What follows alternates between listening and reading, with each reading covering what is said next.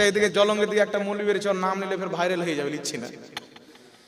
এই দিয়ে কোথায় বক্তব্য দিতে গেছে তো বলছে যে হিন্দুদের মধ্যে আর সুন্নিদের মধ্যে কোনো তফাৎ খুঁজে পায় না। কেন? বলছে ওরা মূর্তির সামনে খাবার রাখে আর সুন্নিরা মাজারে আগরবাতি জ্বালায়। তো হিন্দু ভাইরা গরুর পেশাব পান করা, তোরা মুটের পান করিস, তো তোদের মধ্যে কি তফাৎ হলো? না কি বলে? হিন্দু ভাইরা মূর্তি তৈরি করে ইবাদত করে আর তোমরা আল্লাহ পাকের দেহ আকার আকৃতি সামনে রেখে ইবাদত করো, তো তোমার আর ওদের মধ্যে কি তফাৎ হলো? না কি বলেন বাবা? কথা বলেন। তো এদের ইহুদিদের আকীদা হচ্ছে আল্লাহর শরীর আহে। খ্রিস্টানরা চিন্তা করলো যে ঈসা নবীকে আল্লাহর বেটা বানাবো।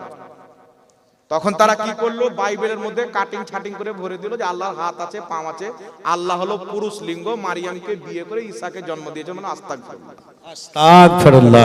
ওদের রদ্দে আল্লাহ কোরআনের আয়াত অবতীর্ণ করেছেন, কুল হুয়াল্লাহু আহাদ আল্লাহুস সামাদ লাম ইয়ালিদ ওয়া লাম ইউলাদ ওয়া লাম ইয়াকুল লাহু কুফুয়ান আহাদ। নবী বলো আল্লাহ এক, আল্লাহ বেনিয়াজ, তাকে কেউ জন্ম দেয়নি, আল্লাহও কাউকে জন্ম দেয়নি।